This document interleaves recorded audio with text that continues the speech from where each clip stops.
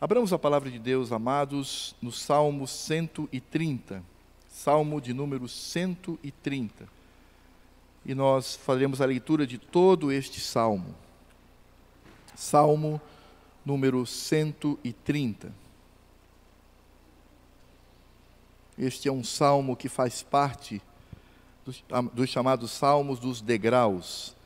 Estes salmos, do Salmo 120 até o Salmo 134, o povo de Deus cantava quando saíam das suas respectivas casas, indo para o templo para cultuar ao Senhor. E nesse sentido eles se alegravam e cantavam este salmo reiteradas vezes, agradecendo ao Senhor e também recordando das suas promessas e das suas responsabilidades. E nós pegaremos uma porção dos salmos dos degraus, Salmo 130, e faremos a leitura que diz assim: Das profundezas clamo a ti, Senhor. Escuta, Senhor, a minha voz. Estejam alertas os teus ouvidos às minhas súplicas. Se observares, Senhor, iniquidades, quem, Senhor, subsistirá? Contigo, porém, está o perdão para que te temam. Aguardo o Senhor, a minha alma o aguarda. Eu espero na sua palavra. A minha alma anseia pelo Senhor, mais do que os guardas pelo romper da manhã, mais do que os guardas pelo romper da manhã. Espere, Israel, no Senhor, pois no Senhor há misericórdia, nele copiosa redenção. É Ele quem redime a Israel e todas as suas iniquidades. Senhor Deus nos abençoe na leitura da sua palavra. E façamos mais uma oração. Senhor Deus e Pai, muito obrigado por este salmo que reflete a fidelidade do Senhor para com a nossa vida. E que de fato mais uma vez façamos o contraste entre o que somos, ó Deus, e quem o Senhor é. Fala, portanto, a nós, em nome de Cristo. Amém.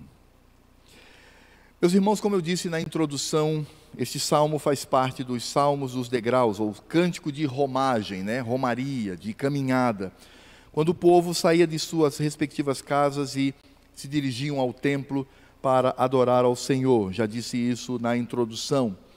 E este salmo, ele traz uma característica muito elucidativa. Ele vai mostrar o contraste que existe entre nós, crentes, e o Senhor. É necessário que estejamos sempre lembrando disto, porque ao longo da existência da igreja, e hoje não é diferente, muitas pessoas que se dizem crentes acham que são alguma coisa. Elas acreditam que em si mesmas elas têm algum tipo de valor e que Deus, de alguma maneira, tem que se curvar diante desse valor. As pessoas, elas acreditam que Deus olha para nós e Ele quase que é obrigado a nos servir por causa de algum tipo de valor que temos no nosso interior, no nosso coração. Mas não é assim. Nós somos pecadores miseráveis. E as nossas práticas humanas, aquilo que nós fazemos que vem da carne, que não tem nenhuma influência do Senhor, é trapo de imundícia. É sujeira, é aquilo que o Senhor Deus não pode contemplar. É por isso que nesse sentido nós entendemos que o Senhor é aquele que nos capacita a de fato nós sermos aceitos por Ele. E esse salmo ele inicia falando de um coração angustiado. Irmãos, e isso é algo que também devemos refletir. Tem faltado muito hoje no meio do povo de Deus, coração angustiado. Qual foi a última vez, irmão? Preste bem atenção. Qual foi a última vez que você chorou por seus pecados? Qual foi a última vez que você se colocou diante de Deus e se derramou diante do seu trono, clamando por misericórdia, por pecados cometidos?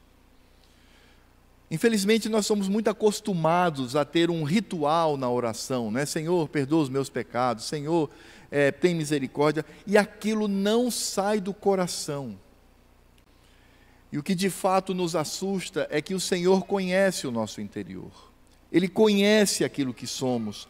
É por isso que esse salmo ele vai mostrar como se deve comportar um coração que de fato pede perdão ao Senhor. Do verso 1 ao verso 3 ele diz assim: das profundezas clamo a ti, Senhor, escuta a minha voz, estejam alertas os teus ouvidos às minhas súplicas. Se observares, Senhor, iniquidades, quem, Senhor, subsistirá? O que o salmista ele está fazendo aqui é um reconhecimento de fato de quem ele é e a grandiosidade do Senhor.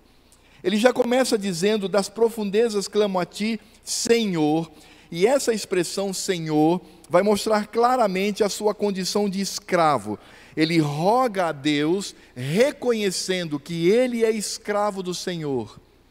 A palavra traduzida por Senhor aqui é o nome de Deus, é Javé. Aqui, aquele que suplica pelo seu pecado, já lembra o Senhor do seu nome pactual, do seu nome do pacto, das promessas do Senhor. E ele então, como um escravo miserável, ele roga a Deus.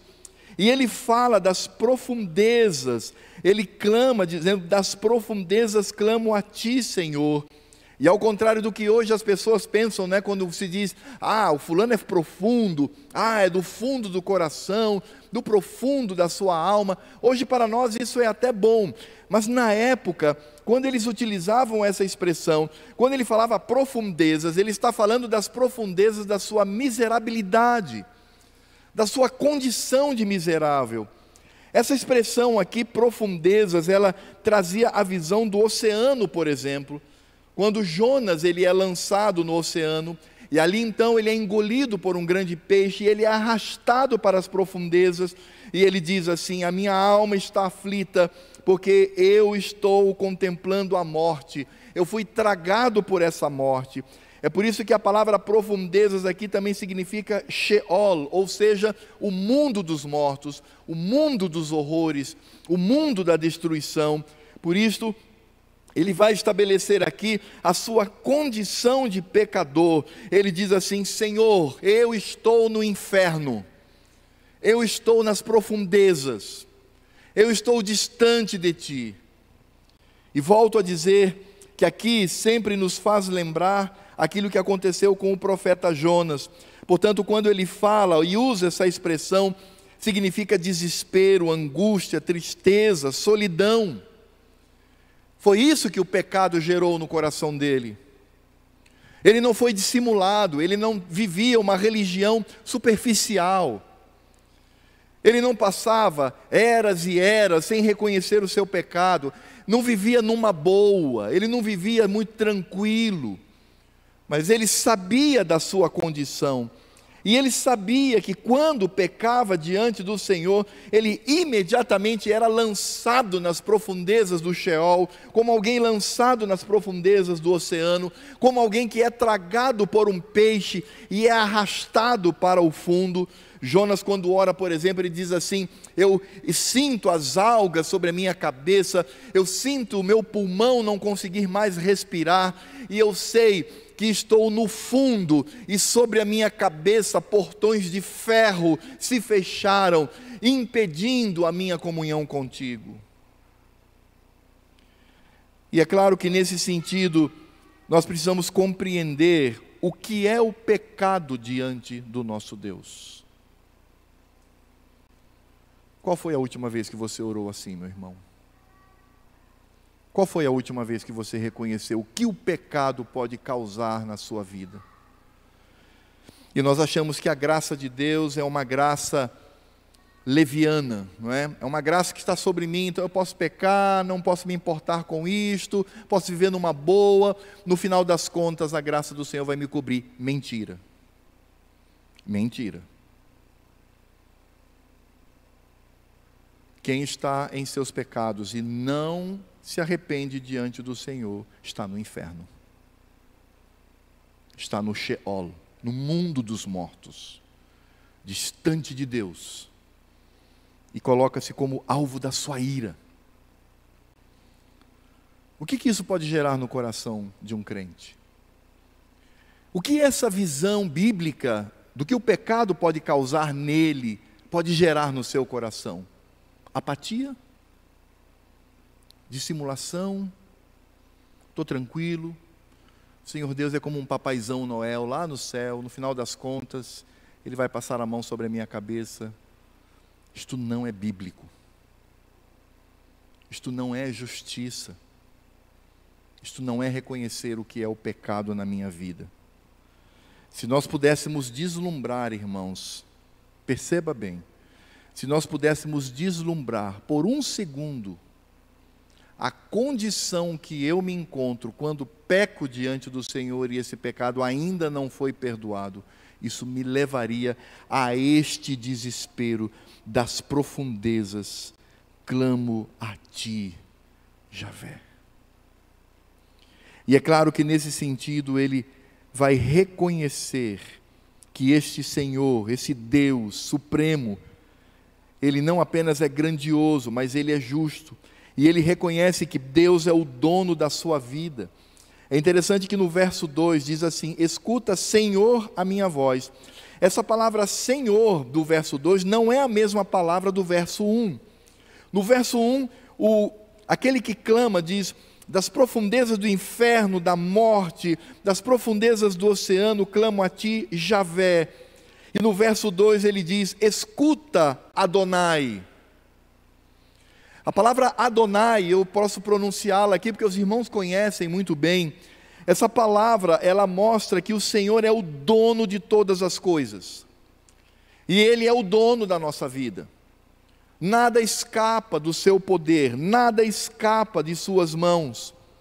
E ele não apenas reconhece o Senhor como dono da sua vida, mas ele também reconhece o Senhor como um ser superior, quando ele diz assim: escuta a minha voz.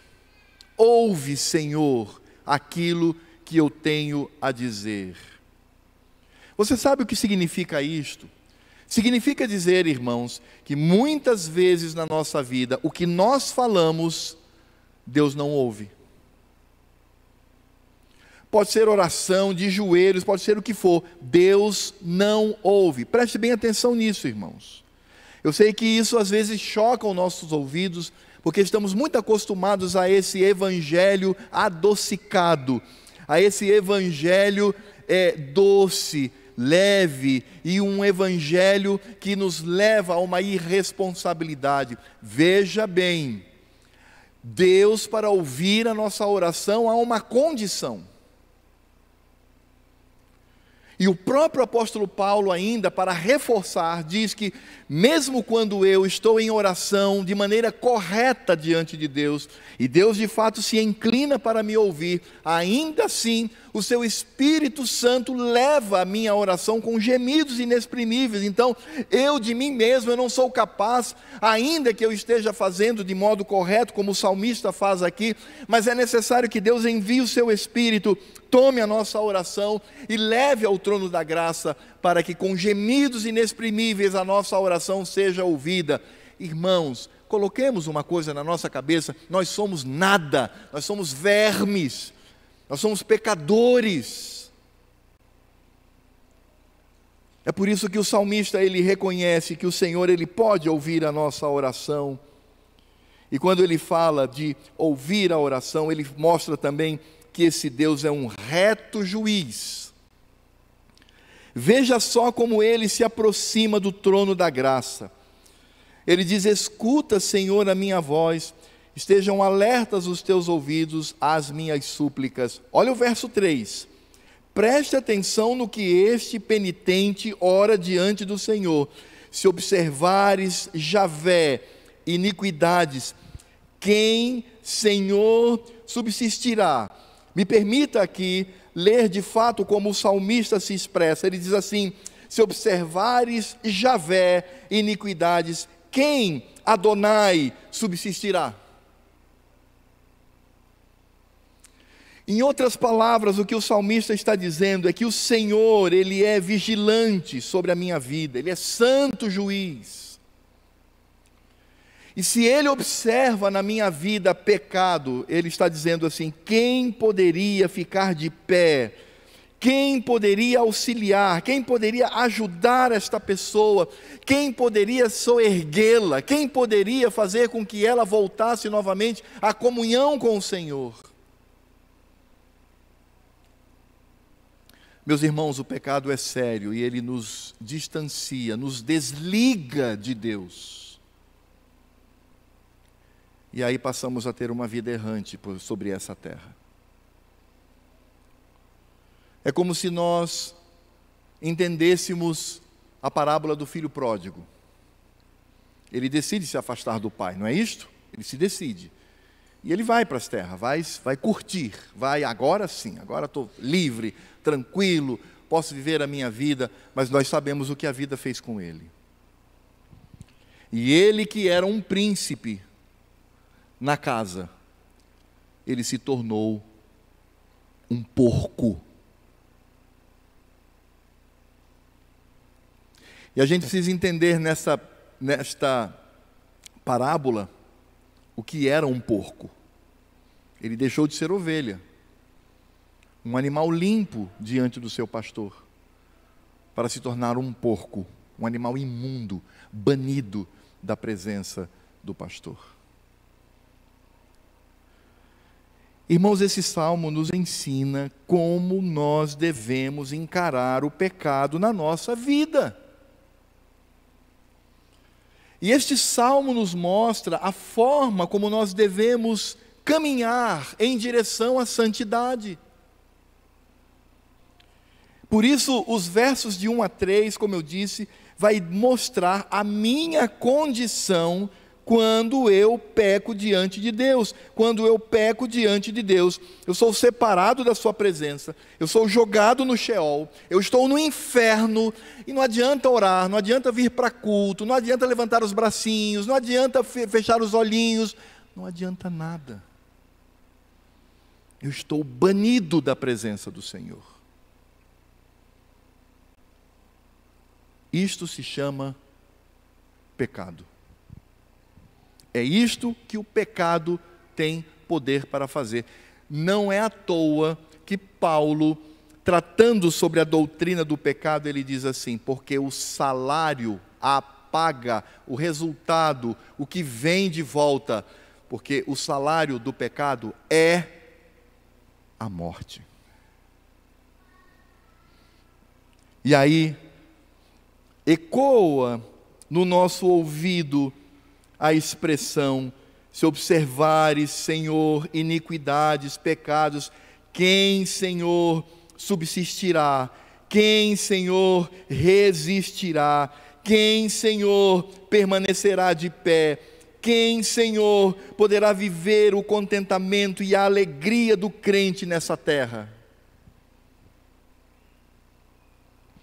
É por isso que de nós mesmos não podemos absolutamente nada.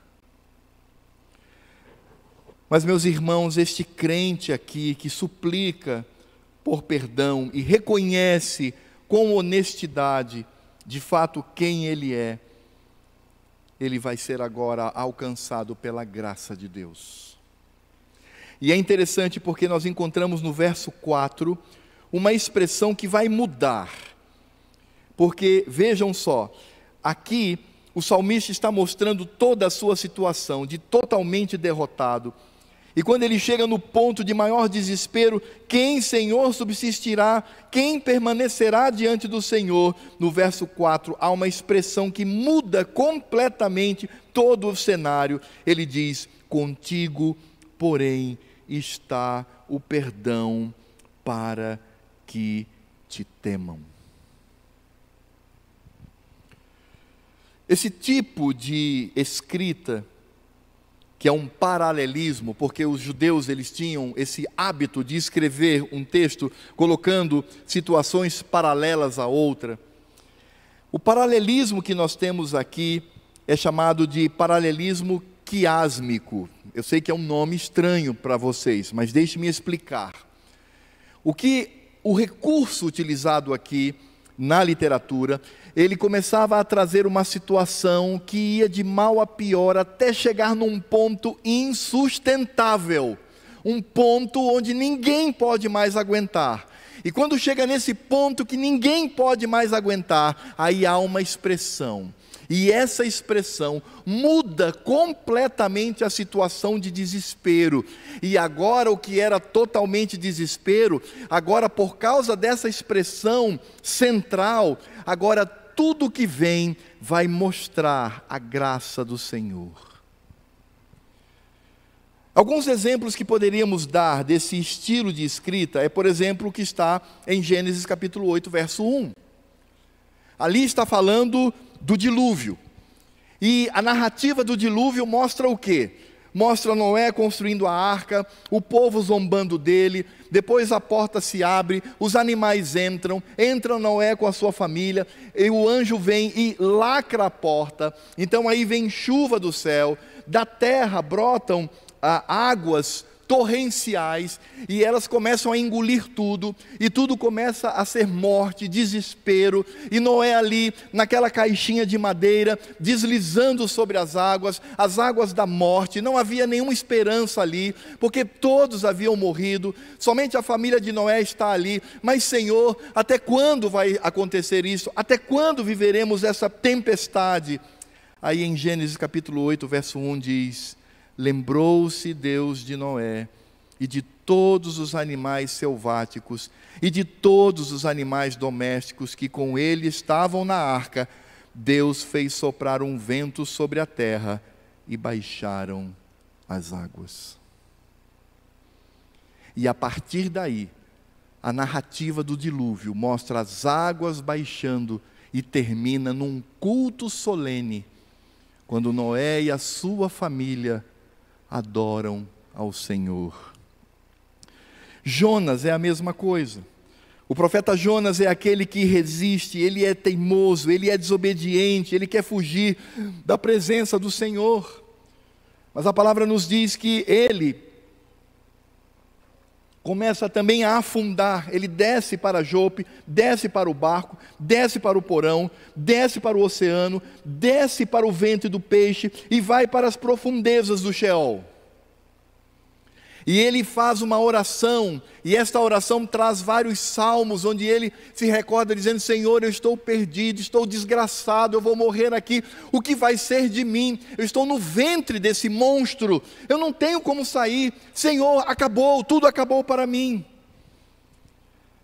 Mas no capítulo 2, verso 9, ao final da sua oração, uma pequenina expressão: ao Senhor pertence a salvação.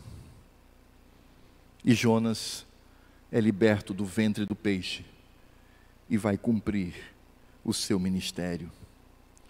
Paulo, em Efésios capítulo 2, ele fala que nós somos guiados pelo mundo, por Satanás, pela nossa carne, e que nós pecamos diante do Senhor, e ele vai nos levando a uma situação de desespero, lá no capítulo 2 de Efésios, e aí ele chega ao ponto de dizer assim: e éramos por natureza filhos da ira, como também os demais. E no momento em que Paulo chega nesse ponto, dizendo éramos por natureza filhos da ira, como também os demais, vem o verso 4 lá de Efésios 2, que diz assim: mas Deus, sendo rico em misericórdia, por causa do grande amor com que nos amou. E todo o texto se transforma. E daqueles que eram filhos da ira, estão agora assentados no trono com Cristo Jesus. Me permitam ainda um último exemplo. Manassés, está lá em 2 Crônicas. Manassés foi um dos piores, se não o pior rei que reinou sobre o povo de Deus. Ele fazia pior do que as nações pagãs. Ele oferecia seus próprios filhos a Moloque. Moloque era um ídolo gigantesco feito de bronze, era um forno na verdade, uma churrasqueira. E eles então jogavam seus filhos naquele buraco para queimarem vivos. Então se ouvia os gritos das crianças, e eles então batiam muitos tambores e tocavam muitos instrumentos para que não se ouvissem tanto desespero. E esse rei levou, incitou o povo a fazer isto. A palavra do Senhor diz então que Deus se encheu de ira, E Deus então fez com que viesse uma nação estrangeira, pegassem esse rei e o arrastassem com ganchos. E ele, arrastado com ganchos, foi colocado numa masmorra, no fundo de uma cela. E ele ali então ficou abandonado, vivendo uma vida de total desespero. E é interessante que ali então, ele reconhece isto, e ele clama dizendo: Senhor, eu não mereço o teu perdão, eu fui o pior rei que já existiu, eu reconheço, Pai, que estou nesta condição. E clamando então pelas misericórdias do Senhor, porque aquele rei, ele iria ser morto brutalmente por aquela nação. Mas quando ele chega a esse ponto, no capítulo 33, verso 13, há um verso, o verso 13 diz assim: Deus se tornou favorável para com ele, atendeu-lhe a súplica e o fez voltar para Jerusalém ao seu reino. Então reconheceu Manassés que o Senhor é Deus. Irmãos, é exatamente isto que acontece neste salmo. Se nós precisamos reconhecer a desgraça que é o pecado na nossa vida, mas as Escrituras Sagradas nos convidam para que também sintamos e conheçamos a graça do Senhor. Por isso, a última palavra aqui, voltando para o Salmo 130, se observares, Senhor, iniquidades, quem, Senhor, subsistirá? Quem há de sobreviver? Quem vai viver? Quem vai poder resistir? E quando chega neste ponto crucial de absoluto desespero, verso 4 diz: contigo, porém, está o perdão para que te temam. E o que nós temos aqui é um alívio imediato de toda aquela condição terrível. O que nós encontramos agora é o Senhor que perdoa. E veja que o salmista, ele é coerente com as Escrituras Sagradas. Ele não diz assim: contigo, porém, está o perdão para que eu viva uma vida frouxa. Contigo, porém, está o perdão, então eu posso pecar à vontade, porque no final das contas eu hei de ser redimido. Contigo está o perdão e eu posso viver dissimuladamente, de maneira cínica. Não, ele diz: contigo, porém, está o perdão para que te temam. No momento em que somos alcançados pela graça de Deus, que nos traz a alegria, o cântico, a leveza da vida na sua presença, é necessário que tenhamos no nosso coração também o temor daquele que poderia nos destruir, mas escolhe nos redimir. Quando levaram aquela mulher pega em adultério e colocaram-na aos pés de Cristo, e eles disseram: essa mulher foi pega em adultério, a lei diz que ela tem que morrer, o que tu tens a dizer? O Senhor Jesus, que estava escrevendo no chão, simplesmente ele levanta o seu rosto e diz assim: tudo bem, quem não tem pecado, que atire a primeira pedra. E voltou a escrever no chão. E as pessoas, aqueles homens, se entreolharam, porque apesar de não serem crentes, mas eles sabiam quem era Deus, e eles sabiam das implicações disto. Eles largaram as pedras e foram saindo um por um. E no final, somente Cristo e aquela mulher. E Cristo então olhou para ela e disse: mulher, onde estão os teus acusadores, esses fanfarrões? E aquela mulher disse: Senhor, eles foram. E aí Cristo disse para ela: pois então, nem eu, que tenho poder para isso, que poderia fazê-lo com justiça, eu também não te condeno. Agora vai e viva feliz. Foi isso que Jesus disse para ela? Não, ele disse: vá e não peques mais. Não brinque com a graça de Deus. Não brinque com a graça do Senhor. Saia daqui flutuando como uma pessoa livre que está agora constantemente na presença santa e bendita de Deus. Mas filha, lembre-se, não peques mais. É exatamente esse o significado. E é por isso que quando nós encontramos e somos confrontados com a graça de Deus, somos confrontados com o seu amor, isso gera em nós temor. E esse temor, ele não é mais o mesmo temor daquele que clama do fundo do inferno para que Deus tenha misericórdia. Não, esse temor é o temor que nos dá sabedoria, é o temor que nos faz amar a Deus, é o temor que faz com que eu diga: Senhor, onde eu estava com a minha cabeça quando eu me distanciei de Ti? Onde eu estava com o meu coração? Agora, Senhor, eu quero andar totalmente contigo, e temerei o teu nome, e tentarei de tudo viver uma vida de santidade. Isso é temor. E este é o resultado desse encontro com a graça de Deus.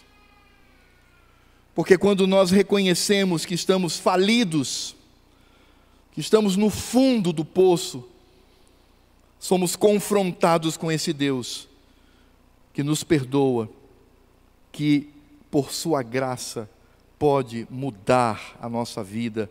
Por isso, tudo pode mudar quando eu, diante da minha falência pecaminosa, digo: contigo, porém, está o perdão. Com mais ninguém, com absolutamente mais ninguém, contigo, Senhor, está o perdão. Não tem para onde ir, é um corredor sem janelas e sem portas, um corredor onde o trono da graça de Deus está ao final, e eu estou aqui como pecador, eu só posso olhar para o Senhor, e eu estou na mira, na reta da visão do Senhor e da sua atuação. Então, quando eu olho para o Senhor, eu digo, posso dizer no meu coração: de Ti vem a ira, de Ti vem a desgraça sobre os pecadores, mas também contigo está o perdão para que Te temam. E é aí então que o salmista, ele vai clamar pelas misericórdias de Deus, e Deus é misericordioso, Deus é bondoso, Deus é amoroso. Por isso o salmista mostra que no seu coração gera esta necessidade de ter o Senhor consigo e a sua bondade. Isso está espalhado pelas Escrituras Sagradas, como em Êxodo 34, 6 e 7 diz: Senhor, Senhor, Deus compassivo, clemente e longânimo, e grande em misericórdia e fidelidade, que guarda a misericórdia em 1000 gerações, que perdoa a iniquidade, a transgressão e o pecado. Como em Números 14, 18 e 9, o Senhor é longânimo, é paciente, é bondoso e grande, grande em misericórdia, que perdoa a iniquidade e a transgressão, ainda que não inocenta o culpado, e visita a iniquidade dos pais nos filhos até a 3ª e 4ª geração. Perdoa, pois, a iniquidade deste povo, segundo a grandeza da tua misericórdia, e como também tens perdoado a este povo, desde a terra do Egito até aqui. A Escritura Sagrada nos mostra este Deus que se ira contra o pecado, mas que também nos perdoa por sua graça e misericórdia. É por isso que a atitude do salmista agora se torna a atitude de extrema confiança nesse Deus que ama e nesse Deus misericordioso. No verso 6 ele diz assim: a minha alma anseia pelo Senhor, mais do que os guardas pelo romper da manhã. Eu espero no Senhor, eu espero no meu Deus.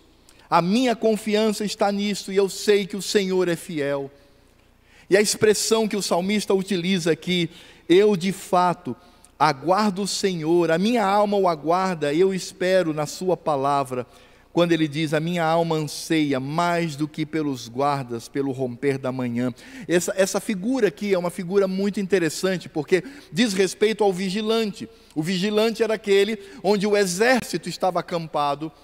E aí o vigilante então estava ali com a sua arma, sempre atento, ou mesmo os vigilantes que ficavam em cima dos muros, e eles viviam uma tensão imensa, porque naquela época muitos inimigos podiam vir, e eles vinham à noite, eles nunca vinham de dia. Nunca o inimigo se apresentava de dia, porque ele sabia Esse sentinela poderia vê-lo e aí avisar a todos e todos se prepararem para a guerra. Mas não, eles vinham à noite, sorrateiramente. E isso gerava então no coração daquele guarda uma ansiedade muito grande. E ele o tempo todo dizia: ó Senhor, faz este sol nascer, faz com que venha o dia, porque quando o dia vier, certamente eu não estarei mais nessa tensão. E veja que essa é a figura utilizada. Ele diz assim: a minha alma anseia pelo Senhor. É isto que a misericórdia de Deus revela em nós. Porque quando nós temos consciência do que é o pecado e estar longe do Senhor, nós também entendemos o que significa a pureza de vida e estar na sua presença. E isso gera em mim esta condição. É por isso que o salmista, ele diz assim: guarda o Senhor, a minha alma o aguarda. No verso 5, eu espero na sua palavra. Quando o salmista diz eu espero na sua palavra, é porque ele sabe que Deus não é homem para mentir, e nem filho de homem para que se arrependa. Porque se ele prometeu, ele há de cumprir, e o que ele falou, certamente se fará. Ele crê na palavra do Senhor. Isso não significa dizer que Deus esteja preso à sua própria palavra, não necessariamente isso, como se eu pudesse reivindicar, mas significa dizer que Deus, de maneira graciosa, trouxe promessas sobre a minha vida, e quanto a esta promessa, eu posso aguardar por sua presença. Meus irmãos, quando nós somos confrontados com a graça do Senhor, quando Ele primeiro nos quebra, nos constrange, nos desespera pela nossa condição, mas quando neste momento eu sou alcançado pela graça do Senhor, eu aguardo pelo meu Deus, eu confio na sua palavra, e eu posso ter no meu coração o anseio de estar com Ele, como aquele guarda anseia pelo sol da manhã.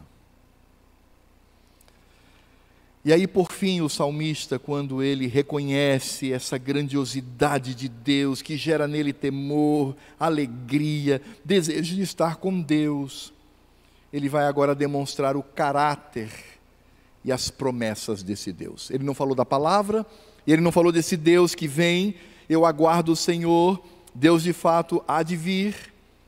Por isso, lá no verso 7, reconhecendo o caráter e a obra do Senhor, ele diz assim: espere no Senhor, Israel, pois no Senhor há misericórdia, nele copiosa redenção. É interessante porque ele diz assim: nele há misericórdia. Essa palavra misericórdia é a mesma palavra traduzida por graça no Novo Testamento. Ele está dizendo: no Senhor a copiosa graça, a graça de Deus é imensa, espere nele.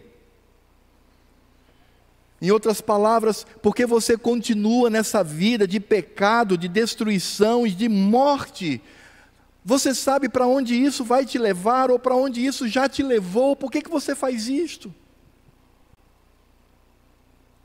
Lembre-se que no Senhor há misericórdia, há graça. E ele não fala apenas da misericórdia, mas ele fala da copiosa redenção. Ele fala que Deus é aquele que redime. E lá no Salmo 40, para entender essa copiosa redenção e essa misericórdia do Senhor, no Salmo 40, no verso 1 a 3, diz: esperei confiantemente pelo Senhor, como o salmista diz aqui. Porque o salmista fala: aguardo o Senhor, a minha alma o aguarda, eu espero na sua palavra. A minha alma anseia pelo Senhor mais do que os guardas pelo romper da manhã, mais do que os guardas pelo romper da manhã. Espere, Israel, no Senhor, pois no Senhor há misericórdia, nele copiosa redenção. E aí o salmista no Salmo 40 diz: esperei confiantemente pelo Senhor, e ele se inclinou para mim e me ouviu quando clamei por socorro, tirou-me de um poço imundo, sujo de perdição, de um tremedal, de lama fétida, lama corrosiva. Ele me tirou dali, colocou meus pés sobre uma rocha e me firmou os passos, e me pôs nos lábios um novo cântico, um hino de louvor ao nosso Deus. Muitos verão essas coisas, temerão e confiarão no Senhor.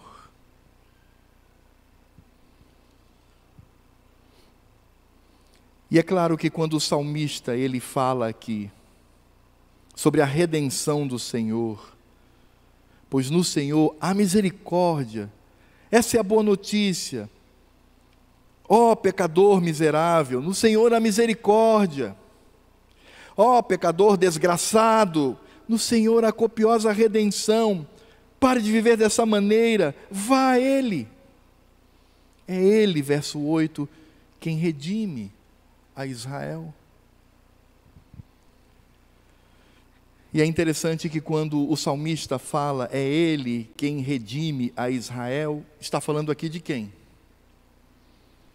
Do Redentor. Quem redime é Redentor. Quem é o nosso Redentor?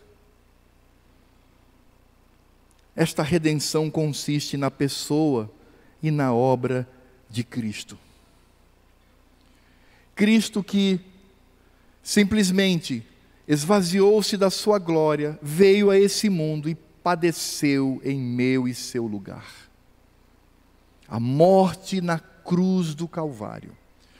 Porque, como eu sempre digo, o Senhor é aquele que aplica a justiça. Deus não é assim. Não, tudo bem, você pecou? Mas vai, tudo bem. Não, não é assim não. Deus odeia o pecado. Deus tem ira contra o pecado. E Ele diz assim, o resultado desse pecado é a morte. Se você pecar, você vai morrer. Mas a graça de Deus está no fato de que Ele olha para o seu filho na eternidade e diz, vai filho, morra por eles. Tome sobre si a morte que pertence a eles, para que possamos ter um povo que glorifica o nome do Senhor. É por isso que esse Salmo 130 estabelece a centralidade de Cristo quanto à nossa condição, porque se nós somos miseráveis pecadores, Cristo não teve pecado. E nós sabemos que só pode ser salvo quem cumpre a lei. Você sabia disso? Só pode ser salvo quem cumpre a lei, os 10 mandamentos. Arrisca, sem cair em nenhum deles. E nós sabemos que somos incapazes de fazê-lo. Mas Cristo veio. E Ele cumpriu toda a lei como homem encarnado. E agora nós, que somos salvos pelo Senhor, nos colocamos em Cristo Jesus. E em Cristo Jesus, que satisfez ao Pai, cumprindo toda a lei, somos salvos. É por isso que a salvação de Cristo vem pela sua obra ativa e a sua obra passiva. A obra passiva é quando Cristo se oferece para morrer na cruz do Calvário. Ele morreu, Ele tomou a maldição da morte, Ele tomou a ira de Deus sobre si, Ele tomou toda a cólera do Pai, a ponto de Ele, na cruz, dizer, Deus meu, por que me desamparaste, ó Senhor? E Ele toma passivamente, porque se deixa ir para a cruz e morre no meu e no seu lugar. Mas em segundo lugar, Cristo cumpre toda a lei. Esta é a redenção ativa. Cristo cumpre a lei. E quando eu sou inserido em Cristo, eu estou em Cristo Jesus nas regiões celestes, a lei está cumprida. Por isso a última palavra, ou a penúltima palavra que Cristo diz na cruz é, está consumado. Acabou, Pai. está pago. Agora só recebe o meu espírito em tuas mãos. E quando nós olhamos para essa redenção, quando o salmista diz: espere Israel no Senhor, pois no Senhor há misericórdia, nele copiosa redenção, é Ele quem redime a Israel de todas as suas iniquidades. Isto aponta para o passado, para a primeira vinda de Cristo. Isso aponta para o presente, a presença de Cristo conosco. Cristo diz que nós não precisaríamos temer absolutamente nada, porque Ele está conosco, neste momento. Ele está ao nosso lado. E aponta também, essa redenção aponta para o futuro. Porque se no passado eu fui salvo por Cristo, e se no presente Ele me protege, me acompanha como um bom pastor, isso aponta para o futuro, quando Ele há de me conduzir à sua presença, e com Ele moraremos por toda a eternidade. Salvo no passado, protegido no presente, e uma glória no futuro. Isto é redenção. Quando o salmista diz: é Ele quem redime a Israel de todas as suas iniquidades, porque espere Israel no Senhor, pois no Senhor há misericórdia e nele copiosa redenção. Esta copiosa redenção aponta para o passado, para o presente e para o futuro.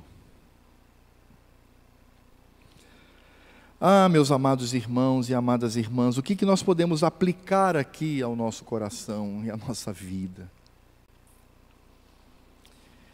Em primeiro lugar, nós precisamos entender o que é o pecado e o que ele faz conosco. Esse é o primeiro ponto. Não adianta nada se primeiro não reconhecermos a nossa condição de pecador e o que o pecado causa em nós. E os resultados espirituais desta condição. Reconhecer que o pecado traz a ira de Deus e nos coloca no fundo do inferno. E diante deste reconhecimento, também precisamos compreender e lembrar que Deus é perdoador. Você que está aqui nesta manhã, saiba que não há pecado que Deus não possa perdoar. Não há falta que Ele não tenha desejo de retirar da sua vida. E este salmo, ele nos leva a um convite, a um doce convite. Nos convida a pensarmos sobre o que é o pecado e a pensarmos neste Deus perdoador. Quando aquele filho pródigo, né? Se lembram que eu coloquei no início do sermão, aquele filho pródigo, o porco, o imundo. Quando ele reconhece a sua condição e diz assim: eu não sou digno de ser chamado filho. Eu sou uma lama, eu sou podridão. Pai, me coloca como um dos teus escravos. Eu só quero estar contigo. Para mim, trabalhar arduamente como um escravo, na roça, no campo, dormindo embaixo de uma choça, de uma palhoça, para mim já é o bastante, porque o que eu desejo é estar contigo, meu Pai. Cristo nos diz que quando aquele pai avista o seu filho arrependido, andrajoso, cheio de lama, cheio de fezes de porco no seu corpo, a Escritura Sagrada diz que quando esse filho começa a confessar o seu pecado, o pai lhe cala com um abraço. E lhe dá um banho. E coloca de novo, novamente, a roupa de príncipe. Coloca nos seus pés uma sandália, que é sinal de liberdade. Coloca no seu dedo um anel, que é sinal de poder. E ele diz: matem o melhor animal que eu tenho. Nós vamos fazer uma festa, porque este filho voltou arrependido. Este é o Deus perdoador. E todo este perdão tem como base o seu caráter, que é imutável, e suas promessas que se cumprem. Porque somente em Deus podemos ter a nossa vida reconstruída. E somente nele podemos ser movidos à sua fidelidade. Por isto, tudo só é possível por causa de Cristo Jesus. Voltando para a parábola, há um filho mais velho. E esse filho mais velho fica com raiva. Porque diz assim: eu fiquei o tempo todo aqui, fui fiel, tu não me deste nem um franguinho, nada para eu comemorar com os meus amigos, agora vem esse teu filho. Tu dás uma festa. E o pai diz assim: ah, meu filho, como tu és legalista. Como tu és fraco de mente. Você está aqui comigo o tempo todo. Estávamos em plena comunhão. Isso não te basta como alegria. Mas este teu irmão, ele se arrependeu e voltou para os meus braços. Meus amados, isso significa dizer que é somente por Cristo. Por isso eu digo que se você nessa manhã, você está bem com o Senhor, em comunhão com o Senhor, tema. Viva alegre, leve, viva as circunstâncias da comunhão com o Senhor, mas tema. Porque quem está de pé, cuide que não caia. Porque não é por você, é por Cristo. E você que é crente, mas se distanciou do Senhor, está longe, está no Sheol, no inferno, no ventre de um monstro, com os portões cerrados sobre a sua cabeça, volte-se para Ele. Ele é Deus perdoador, Ele é Deus de graça e Deus de misericórdia. Faça isto. É como se você tivesse uma doença que está destruindo o seu corpo e alguém dissesse: olha, basta você tomar esse comprimido e tudo vai reverter. Por que não tomar? Por que esta insanidade de vivenciar ainda o pecado, me destruindo cada vez mais e me distanciando cada vez mais do Senhor? Vá ao Senhor e Ele te perdoará. Vá a Ele e o tema, e não peques mais. E se há porventura no nosso meio, eu não sei, se há alguém que ainda não nasceu de novo.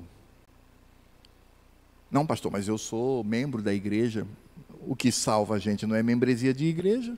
Não, mas eu frequento os cultos. O que nos salva não é frequência em culto. Ah, mas eu trabalho na igreja. O que nos salva não é trabalho na igreja. Se há entre nós alguém que ainda não nasceu de novo, o convite está feito.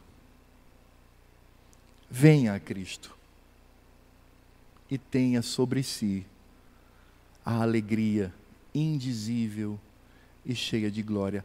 Esta manhã, neste domingo, hoje, nesta manhã, esta manhã é dia de redenção e graça.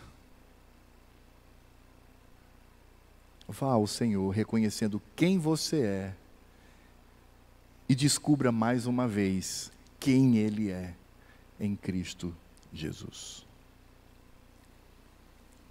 Vamos ter uma palavra de oração, pedindo para que o Senhor Deus, Ele nos auxilie. Ó Deus e Pai de nosso Senhor Jesus Cristo, nós te louvamos pela tua palavra. Te louvamos porque ela mostra quem somos e do que somos capazes para nos destruir. Mas ela também mostra a cura eterna que vem pela redenção do Senhor, que vem pela oferta que não se limita a este mundo, mas se estende para a eternidade.